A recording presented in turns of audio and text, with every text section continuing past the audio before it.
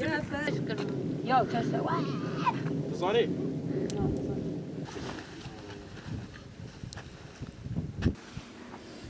القطعة أول جريدة میگرده برانه ديمقراطية مدى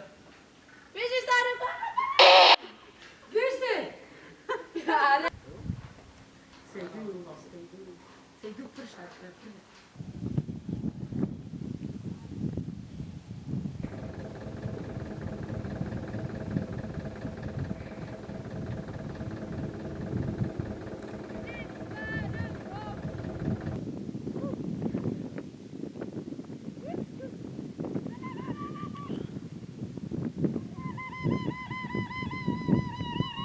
سيدو